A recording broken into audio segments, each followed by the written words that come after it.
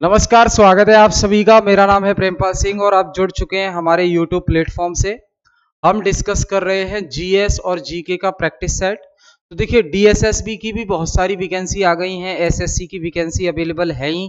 तो आप किसी भी एग्जाम की तैयारी कर रहे हैं जहां पर जीएस का सेक्शन पूछा जाता है, उससे रिलेटेड हम क्वेश्चन डिस्कस कर रहे हैं। तो बिना कोई देरी किए हम शुरू करते हैं आज की क्लास। और ये क्लास एक्चुअली क्लास नंबर 14 है ना। इससे पहले क्लास हो गई हैं। यहां देखिए, प्रश्न आपके सामने है। प्रश्न है आपके सामने, दिख रहा है आपको? ठीक है, प्रश्न देखिए। विश्व का सबसे ऊंचा पठार कौन सा है? विश्व का सबसे ऊंचा पठार कौन सा है?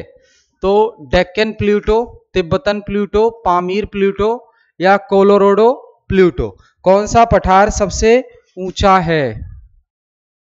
हाईजेस्ट, सबसे हाईजेस्ट पठार कौन सा है? तो तिब्बतन प्लूटो है। कौन सा है? Tibetan Pluto. तिब्बत का पठार, तिब्बत का पठार ये सबसे ऊंचा पठार है। ठीक है, तिब्बत का पठार यह सबसे ऊंचा पठार है और इसलिए इसे रूफ ऑफ द वर्ल्ड कहा जाता है। इसे और क्या कहा जाता है? विश्व की छत, रूफ ऑफ द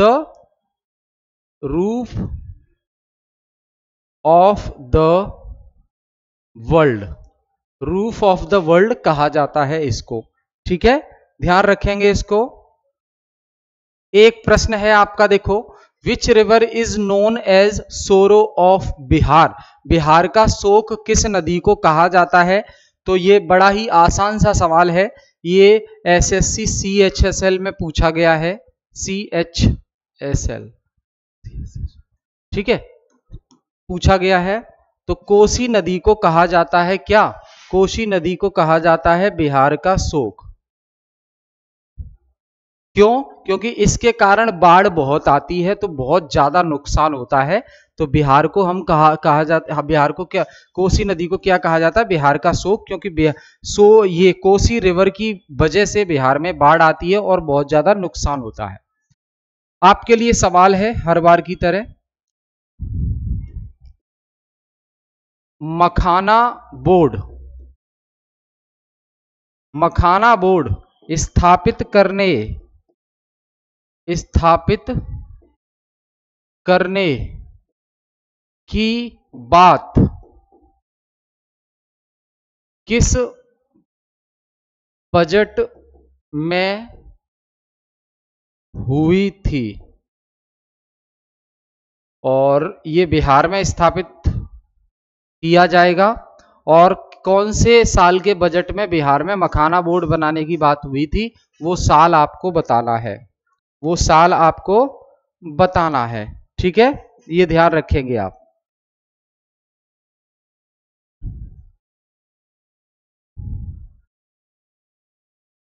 अगला देखिए, who was the founder of Mauryan dynasty? Mauryan dynasty का फाउंडर कौन है? जल्दी से बताओ भाई, मौर्यन डायनेस्टी का फाउंडर कौन है? मौर्य वंश का संस्थापक किसे माना जाता है? तो अशोक, चंद्रगुप्त मौर्य, बिंदुसार और समुद्रगुप्त। तो ध्यान रखना, चंद्रगुप्त मौर्य, ये हम इतिहास में पढ़ते हैं, चंद्रगुप्त मौर्य। चंद्रगुप्त मौर्य को मौर्य वंश का संस्थापक कहा जाता है। चंद्रगुप्त वंश से पहले, चंद्रगुप्त वंश से पहले हम इतिहास में जब पढ़ते हैं तो हम जैसे 16 महाजनपद की बात करते हैं। 16 महाजनपद, किसकी बात करते हैं? 16 महाजनपद की। तो 16 महाजनपद में से सबसे पावरफुल महाजनपद जो निकलकर आया वो है मगध। मगध महाजनपद, मगध पर ही ये साम्राज्य रहा मौर्यन एम्पायर का। मौर्यन एम्पायर के बाद पोस्ट मौर्यन आ जाते हैं। जहां पोस्ट लग जाए समझ जाओ ये वीकेस्ट मौर्यन है, यानी कि मौर्य वंशों में कमजोर शासक। ठीक है, पोस्ट मौर्यन खत्म होता है, उसके बाद गुप्ता वंश आ जाता है। गुप्ता आ जाते हैं और गुप्ता के बाद पोस्ट गुप्ता। तो पोस्ट गुप्ता मतलब एंड चल रहा है गुप्ता का। ठीक है, ध्यान रखना है ये। तो चंद्रगुप्त मौर्य को मौर्यन एम्पायर का फाउंडर माना जाता है। Who was the first Muslim to be appointed as the secretary of education for India by the Britishers. Britishers के द्वारा भारत के शिक्षा सचिव के रूप में नियुक्त होने वाले पहले मुस्लिम कौन थे? सर सैयद अहमद खान, आलम्मा माशरिकी और मौलाना अबुल कलाम आजाद, जाकिर हुसैन। क्वेश्चन नंबर 22 जल्दी से बताएंगे। Question number 22, sir Syed Ahmed Khan, Allama Mashriqi और मौलाना अबुल कलाम आजाद और जाकिर हुसैन। तो आलम्मा माशरिकी ये भारत में शिक्षा सचिव बनने वाले पहले मुस्लिम थे जिन्हें ब्रिटिशर्स के द्वारा अपॉइंट किया गया था। Who among the following is known as the father of the Indian constitution? बड़ा ही आसान सवाल है ना, सब लोग जानते हैं, डॉक्टर BR अम्बेडकर। तो भीमराव अंबेडकर को जनक माना जाता है, पिता कहा जाता है। और जब संविधान सभा कॉन्स्टिट्यूशन बना रही थी, जैसे कि जो संविधान सभा ने ये कॉन्स्टिट्यूशन बनाया है, हमारा संविधान कैसा है? हमारा संविधान लिखित संविधान है। तो ध्यान रखिए, भारतीय संविधान के बारे में कुछ चीजें आप याद रखेंगे। भारतीय संविधान के बारे में कुछ चीजें आपको याद रखनी है। वो क्या है? पहला, भारत का जो संविधान है, इसको किसने बनाया है? तो संविधान सभा ने बनाया है। किसने बनाया है? संविधान सभा ने बनाया है। संविधान सभा में जो सदस्य थे वो कुछ इलेक्टेड थे, कुछ नॉमिनेटेड थे। ठीक है, संविधान सभा इसकी जो पहली मीटिंग होती है वो 9 दिसंबर 1946 को होती है, पहली मीटिंग। ये सवाल पूछा गया है। इस मीटिंग में अस्थायी अध्यक्ष को किसको बनाया गया था? अस्थायी अध्यक्ष किसको बनाया गया था? तो संविधान के अस्थायी अध्यक्ष कौन थे? तो संविधान के अस्थायी अध्यक्ष थे डॉक्टर सच्चिदानंद सिन्हा। डॉक्टर सच्चिदानंद सिन्हा ये अस्थायी अध्यक्ष थे। ठीक है, उसके बाद फिर क्या होगा? संविधान सभा की दूसरी मीटिंग होती है 11 दिसंबर 1946 को, और यहाँ पे स्थायी अध्यक्ष चुन लिए जाते हैं। संविधान सभा के स्थायी अध्यक्ष चुन लिए जाते हैं, और वो स्थायी अध्यक्ष होते हैं कौन? डॉक्टर राजेंद्र प्रसाद। डॉक्टर राजेंद्र प्रसाद ये कौन होते हैं? स्थायी अध्यक्ष। ठीक है, संविधान सभा के अंडर में बहुत सारी समितियों ने काम किया, बहुत सारी कमिटीज बनी। उनमें से जिसके चेयरमैन BR अम्बेडकर थे वो है ड्राफ्टिंग कमेटी। ड्राफ्टिंग कमेटी, इसके चेयरमैन कौन थे? अंबेडकर। एक कमेटी बनती है यूनियन पावर कमेटी, तो पंडित जवाहरलाल नेहरू। ठीक है, ये ध्यान रखना है आपको। भारत का जो संविधान है ये इसको हमने एडॉप्ट किया 26 नवंबर 1949 को। ठीक, और संविधान लागू कब हुआ? हमारे देश में संविधान लागू कब हुआ? 26 जनवरी 1950 को। ठीक है, कुल कितना समय लगा संविधान बनने में? तो 2 साल 11 महीना 18 दिन। कितना खर्च आया? 64 लाख रुपए करीब। ठीक, संविधान की ओरिजिनल कॉपी कहां पर है अभी? तो ध्यान रखना, संसद। ठीक है, तो ये ध्यान रखना है आपको, इससे रिलेटेड चीजें। आई होप चीजें क्लियर हैं। बहुत बढ़िया, आगे देखेंगे। भारतीय राष्ट्रीय कांग्रेस की स्थापना किस वर्ष हुई थी? तो ये हम जानते हैं, सर A.O. ह्यूम ने इंडियन नेशनल कांग्रेस की स्थापना की। कब की? 1885 में। 1885 में। ठीक है, पहली महिला अध्यक्ष कौन बनी? तो एनी बेसेंट। पहली महिला अध्यक्ष कौन थी कांग्रेस की? Annie Besant. ठीक है, ये ध्यान रखना है आपको। उसके बाद भारतीय राष्ट्रीय कांग्रेस की पहली महिला अध्यक्ष, ये तो वही सवाल आ गया, एनी बेसेंट। ठीक है, और जब सरोजनी नायडू आए तो वो भारतीय हो जाएंगी। ओवरऑल पहली पूछा जाए तो Annie Besant. Quit India movement was launched in which year? Quit India movement की शुरुआत कब होती है? क्विट इंडिया मूवमेंट 1920, 1930, 1942 या 1947? तो भारत छोड़ो आंदोलन 1942 कब हुआ? 1942। ठीक है, ध्यान रखना है ये।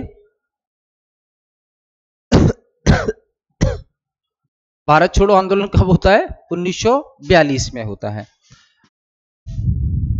1920 में क्या होगा बताओ जल्दी से कमेंट करके। 1930 में क्या होगा? सविनय अवज्ञा आंदोलन, सिविल डिसोबीडियंस मूवमेंट। 1942 में क्विट इंडिया मूवमेंट। 47 में क्या होता है? 47 में क्या होता है? पावर का ट्रांसफर हो जाता है 14 अगस्त 1947 को और इंडिया आजाद हो जाता है। ठीक है, और दो कंट्री बन जाती हैं, भारत और पाकिस्तान। ठीक, आगे देखिए, किसे भारत का ग्रैंड ओल्ड मैन कहा जाता है? किसको भारत का ग्रैंड ओल्ड मैन कहा जाता है? महात्मा गांधी है, महात्मा गांधी है, दादा भाई नौरोजी हैं और बाल गंगाधर तिलक और गोपाल कृष्ण गोखले। गोपाल कृष्ण गोखले महात्मा गांधी के पॉलिटिकल गुरु है ना, राजनीतिक गुरु। तो दादा भाई नौरोजी को कहा जाता है क्या? Grand old man of India. Grand old man of India दादा भाई नौरोजी। इन्होंने नेशनल इनकम से रिलेटेड आंकड़े भी एस्टिमेट किए थे। रॉलेट एक्ट किस वर्ष पारित किया गया था? 1919, 1920, 1930, 1942। तो 1919 में आया था, रॉलेट एक्ट पास हुआ था। रॉलेट एक्ट का मतलब क्या है? रॉलेट एक्ट पास होने के बाद किसी पे अगर शक भी है तो भी उसे हिरासत में ले लिया जाएगा, ऐसा अंग्रेजों ने कानून बनाया था। रॉलेट एक्ट का विरोध होता है, जनता विरोध करती है और यहीं पर आएगा आपका जलियांवाला बाग हत्याकांड। जलियांवाला बाग मैसेकियर हत्याकांड। ठीक है, जनरल डायर जिसने अंधाधुंध गोलियां चलवा दी। Who was the founder of the Arya Samaj? Arya समाज के संस्थापक कौन? राजा राम मोहन राय, स्वामी विवेकानंद, दयानंद सरस्वती, रामकृष्ण परमहंस। 29 जल्दी से बताएं भाई। तो आर्य समाज के संस्थापक कौन है? दयानंद सरस्वती हैं। ठीक है, ध्यान रखना है, दयानंद सरस्वती। आर्य समाज। ब्रह्म समाज के संस्थापक जल्दी से कमेंट करके बताओ आप। First session of the Indian national Congress was presided over by. Congress का जो पहला सत्र हुआ था, कांग्रेस का जो पहला अधिवेशन हुआ था, उसके प्रेसिडेंट कौन थे? व्योमेश चंद्र बनर्जी, दादा भाई नौरोजी, सुरेंद्र बनर्जी या बदरुद्दीन तैयब जी? बदरुद्दीन तैयब जी। तो व्योमेश चंद्र बनर्जी। क्या हो जाएगा इसका? व्योमेश चंद्र बनर्जी। ये ध्यान रखना है आपको। ठीक है भाई, बहुत बढ़िया। आगे देखें, what is the main objective of the reserve Bank of India? बड़ा ही आसान सवाल है, हम इकोनॉमिक्स में पढ़ते हैं बैंकिंग व्यवस्था के बारे में। भारत में जो बैंकिंग सिस्टम है, भारत में जो बैंकिंग सिस्टम है उससे रिलेटेड ये टॉपिक है इकोनॉमिक्स का। तो बैंकिंग सिस्टम में हम क्या पढ़ते हैं? एक तो इंडिया की सेंट्रल बैंक पढ़ते हैं जिसे हम क्या कहते हैं? आरबीआई कहते हैं। और दूसरा हम जो पढ़ते हैं वो कमर्शियल बैंक के बारे में पढ़ते हैं, कमर्शियल बैंक्स के बारे में पढ़ते हैं। ठीक, यहां पूछा गया है, देखो आरबीआई जो है क्या है? ये भारत का केंद्रीय बैंक है। क्या है दोस्त? भारत का केंद्रीय बैंक है। ये हर देश का अपना एक केंद्रीय बैंक होता है जो उस देश की मुद्रा बाजार को नियंत्रित करने का काम करता है। उसी वे में भारत का जो केंद्रीय बैंक है, इंडिया का जो सेंट्रल बैंक है, इंडिया का जो सेंट्रल बैंक है वो क्या करता है? इंडिया की मनी मार्केट को रेगुलेट करने का काम करता है। जब हम बात कर रहे हैं रिजर्व बैंक ऑफ इंडिया की, तो Reserve Bank of India is established on the behalf of Reserve Bank of India act 1934 and the establishment date of RBI is 1 April 1935। ठीक है, 1 अप्रैल 1935 को भारत में रिजर्व बैंक की स्थापना हो जाती है। और किस अधिनियम के आधार पर होती है आरबीआई की स्थापना? तो आरबीआई की स्थापना होती है आरबीआई एक्ट, आरबीआई अधिनियम 1934 के आधार पर। आरबीआई की स्थापना किस कमीशन की सिफारिश पर होती है? तो कमीशन का नाम है दोस्त, याद रखना, पूछा गया है, Hilton young commission. Hilton young commission की सिफारिश पर भारत में आरबीआई की स्थापना हो जाती है। ठीक है, तो यहां ऑप्शन देखो क्या पूछा गया है, आरबीआई का उद्देश्य क्या है? तो टू रेगुलेट फॉरेन ट्रेड, तो क्या विदेशी व्यापार को रेगुलेट करने का काम करती है? गलत बात है ये। To regulate the monetary policy of India, Bharat की मॉनेटरी पॉलिसी को रेगुलेट करने का काम करती है। जी हाँ, बिल्कुल सही है आप। इंडिया में हम एक टॉपिक पढ़ते हैं इसमें, मॉनेटरी पॉलिसी। तो आरबीआई के अंदर एक मॉनेटरी पॉलिसी कमेटी होती है, वो मॉनेटरी पॉलिसी बनाने का काम करती है।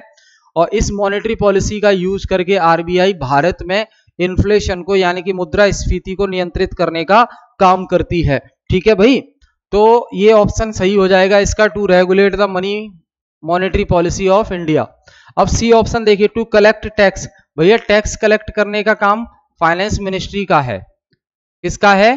फाइनेंस मिनिस्ट्री का है। और इसके अंदर भी डिपार्टमेंट बना रखे हैं जो टैक्स कलेक्ट करने का काम करते हैं, जैसे कि CBDT, central board of direct tax, और एक है central board of custom and excise. ठीक है, तो ये क्या करते हैं, ये बोर्ड है जो टैक्स कलेक्ट करने का काम करते हैं। अब डी ऑप्शन है, टू प्लान द बजट, तो बजट प्लान करना ये भी फाइनेंस मिनिस्ट्री का काम है। तो फिलहाल आंसर आपको पता ही है, मुद्रास्फीति क्या है, इन्फ्लेशन क्या है। तो ध्यान रखना, increase in prices, increase in prices, price में इंक्रीज होना। किसी भी वस्तु, ध्यान रखेंगे, कोई भी वस्तु है या सेवा, वस्तु या सेवा, अगर इनकी सामान्य कीमत में बढ़ोतरी देखने को मिले, जनरल प्राइस में इंक्रीमेंट देखने को मिले, सामान्य कीमत में बढ़ोतरी देखने को अगर मिलती है, बढ़ोतरी देखने को मिलती है, तो फिर हम उसे क्या कहते हैं? उसे कहते हैं मुद्रास्फीति। क्या कहेंगे दोस्त? मुद्रास्फीति कहते हैं, इन्फ्लेशन कहते हैं। ठीक है भाई, तो when there is increase in general price of goods and services, then this is called inflation. तो ये ऑप्शन हो जाएगा। इंडिया में इन्फ्लेशन मेजर करने के दो तरीके इस्तेमाल होते हैं, एक को कहते हैं सीपीआई पर आधारित और एक है डब्ल्यूपीआई पर आधारित। ठीक, ये किसके लिए इस्तेमाल होते हैं? गणना करने के लिए, कैलकुलेशन के लिए कि इन्फ्लेशन है कितना।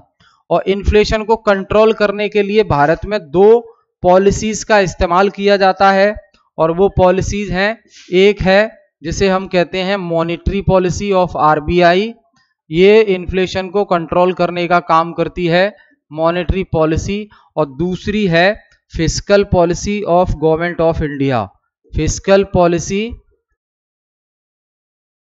तो इसे मॉनेटरी पॉलिसी को तो कहते हैं हम क्या? मौद्रिक नीति। इसको क्या कहेंगे? मौद्रिक नीति कहेंगे इसको। और इसको कहते हैं राजकोषीय नीति। क्या? इसको कहते हैं राजकोषीय नीति। ठीक है भाई, तो ध्यान रखना, इन्फ्लेशन क्या है? Increase in general price. आगे, which of the following is not a component of monetary policy. Monetary policy जो बनती है उसमें कुछ कॉम्पोनेंट होते हैं, जैसे कि bank rate, CRR, SLR, repo rate, reverse repo rate. आपको बताना है कौन सा कंपोनेंट नहीं है मॉनेटरी पॉलिसी का। तो रेपो रेट तो एक इंस्ट्रूमेंट है, मॉनेटरी पॉलिसी में यूज होता है, रिवर्स रेपो भी यूज होता है, सीआरआर भी यूज होता है। इनकम टैक्स नहीं आता, इनकम टैक्स मॉनेटरी पॉलिसी में इनकम टैक्स मॉनेटरी पॉलिसी का हिस्सा नहीं है। इनकम टैक्स जो है ये फिस्कल पॉलिसी का इंस्ट्रूमेंट है, फिस्कल पॉलिसी में आता है ये।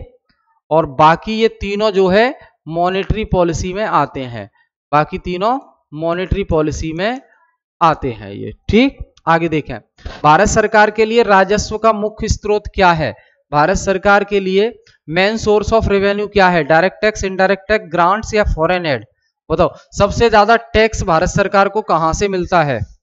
सबसे ज्यादा टैक्स भारत सरकार को कहां से मिलता है? तो भैया इनडायरेक्ट टैक्स से सबसे ज्यादा पैसा आता है भारत के पास।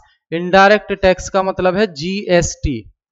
जीएसटी वस्तु एवं सेवा कर, वस्तु एवं सेवा कर, जीएसटी। कौन सा अमेंडमेंट है इसका? 101 संशोधन। 101 संशोधन हुआ संविधान में, कब? 2016 में। और भारत में जीएसटी लागू हो जाता है जुलाई 2017 से, और ये एक इनडायरेक्ट टैक्स है। ठीक है। विच of the following is a commercial crop? निम्नलिखित में से कौन सी एक व्यावसायिक फसल है? Wheat, rice, sugarcane, pulses. 35। तो भैया कमर्शियल क्रॉप का मतलब है कमर्शियल पर्पज से जो की जाती है, तो वो शुगर कैन है, गन्ने की खेती। गन्ने की खेती, ठीक है। गन्ना बहुत यूज होता है आगे सामान बनाने में। What is the main objective of finance commission? वित्त आयोग का मेन ऑब्जेक्टिव क्या है? To plan the budget, to recommend the distribution of tax between the centre and state. केंद्र और राज्यों के बीच में, केंद्र और राज्यों के बीच में टैक्स का एलोकेशन करना, कितना हिस्सा राज्य के पास जाएगा, कितना हिस्सा केंद्र के पास जाएगा। ठीक है, बी आंसर हो जाएगा इसका। अभी ये मैं बता चुका आपको, गुड्स एंड सर्विस टैक्स और 101 अमेंडमेंट 2016 में हुआ और जुलाई 2017 से ये इंप्लीमेंट हो जाता है। ठीक है, आगे देखो, which sector contribute the most to India's GDP?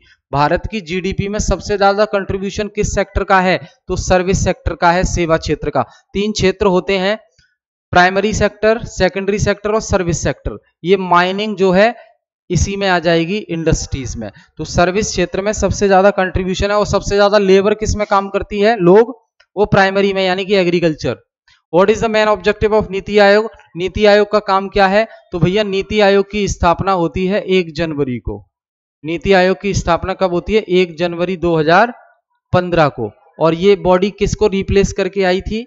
योजना आयोग को रिप्लेस करके आई थी ये बॉडी। इसके चेयरमैन होते हैं प्रधानमंत्री और मुख्य उद्देश्य क्या है?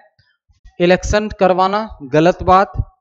टैक्स कलेक्ट करना, गलत बात। To plan the economic development of India, बिल्कुल सही बात। ठीक है, तो आर्थिक विकास, आर्थिक नियोजन करना।